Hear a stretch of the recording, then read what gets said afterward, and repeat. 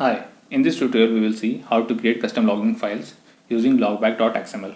Don't go elsewhere because we will get to know everything about how to create custom logging files. For that I created a logger. This is the logger I created using Logger Factory and provided in my REST controller. I am going to create a logback.xml file and in which the things will be there. We will discuss everything. So first let's go to new and create a file, and the name of the file will be logback.xml. So I'm typing logback.xml, and sometimes logback-spring is also there, so you can use either of two, both will work. So we are going with the custom, that is logback.xml. Here I am providing data here. Let me explain you one by one what are these. These are everything which we need to understand. First thing is the property. It has a value. This is nothing but the name of the folder where all the files will be there. Console is for printing data in the console, and this is the rolling file appender. Rolling file appender is the name for creating files. This is for console, things on the console, that is %d for printing date, %thread for thread name. This is the level, file level, that is info1 and other levels are also there. And %logger is nothing but the logger with message, and %n is for changing the line by line, every log will be printed. And let's see about the rolling file appender. Here this is the name of the file which will be created, and logs is nothing but the name of the folder. See here, this is the name of the folder, and the value is where the name of the folder which will be created in the source path. And here we are printing the date, priority, and %c is then nothing but the name of the class, and % is the name of thread, and %m as the name of the message, and %n is nothing but changing the line. And let's go with the policy. Certain policy we will understand how the things will be created, the name of the files. So whenever 10 MB will be crossed, new file will be created with the name this and having the date, so that we can know which new file is being created and when it has been created. So this is the best practice to provide the date in the name of the file only, and this will be printed here also at the folder logs. So this is for the console, this is for creating file, and we need to provide both the names here in this one, that is in the trace. Info is for providing the info here. So we have provided for the file and for the console in the logger. Now let me run this. So we have created everything, and logs folder will be created here when we will run. So run as Spring Boot application. Things are getting set up, save, and now Spring Boot application will start. See, it has started. Now let's go and click our this one, that is my controller with path /check. See, everything is working fine. Let me hit few more times. See, this is the logging data which is coming from the logger. This is the logger, and here as you can see, this is for the console. %d in the format of this is being printed. After that the name of the thread is there, and this is the label. Since we are providing info label, so info is printing. Logger with the name of message. This is for logger, and you can see the name of the file is also there with message data from get data.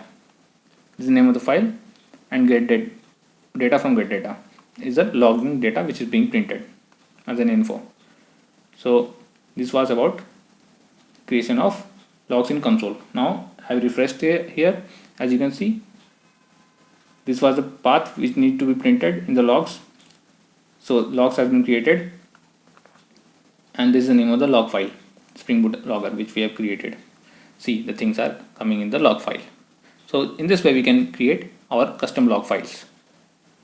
If you want to replace thread first, then you can replace thread first, message last, then message last. Anyway, it will work.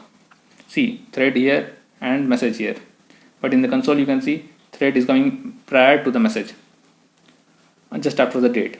So you can change the pattern, whatever pattern you want, and you can remove the data also. If you don't want %c, then you can remove that. So things will come as you want them to come. So this was about just a simple logging file. But what will happen when you don't want all the trace? You just want the debug only, you just want the warning only. For that, we can create our custom rolling file appenders. For creating custom rolling file appenders, we just need to first stop this,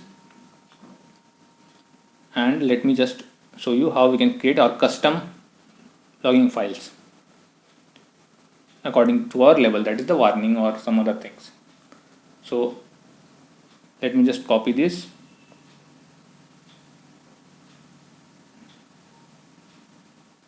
So I'm just copying all the thing,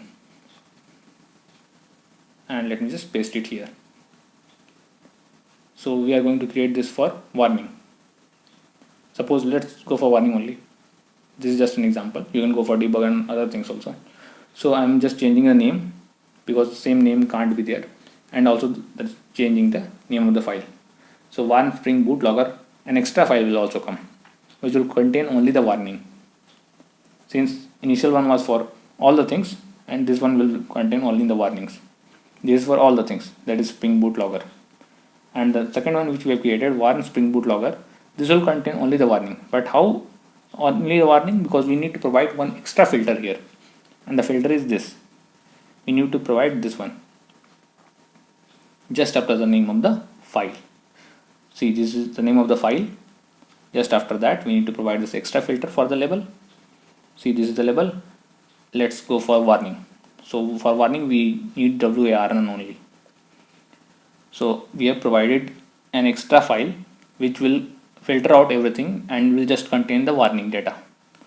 And for providing warning, we need to go to the logger dot warn method. Here I'll provide my any method just to get to know that this is coming from warning. So I'm printing data from logger warn. So this will come in the separate file. All things will come in Spring Boot Logger, but in separate file only the warning will come. These both will come here. So as the name suggests, this will for warning only, and this is for all the files, all the file data. So just start this. Before starting, we need to provide this here also in the trace, the name of the file. Ref equals warn rf appender. This is the name of the rolling file appender which we have provided for warning. This is for console and this is for all the data. So as you can see, this is for warning, and the one is for rolling file appender for all the file data, and this is for warning data only, and third one is the console, to print data in the console. So let's just delete this one so that things will come from scratch and run as refresh and run as Spring Boot application.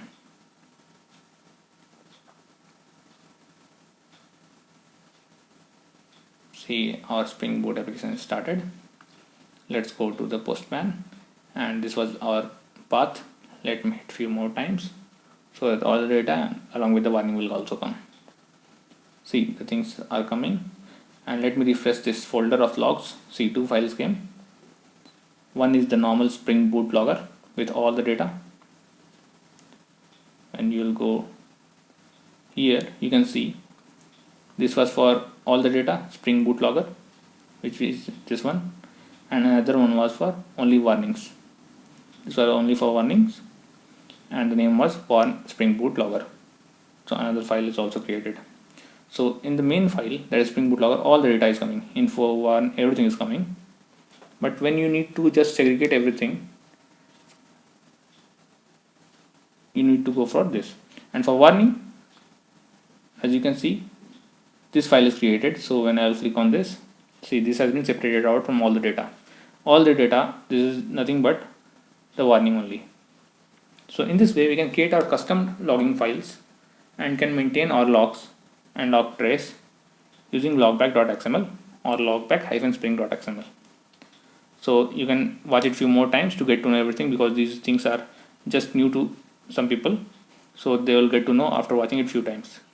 So thank you all for watching my video.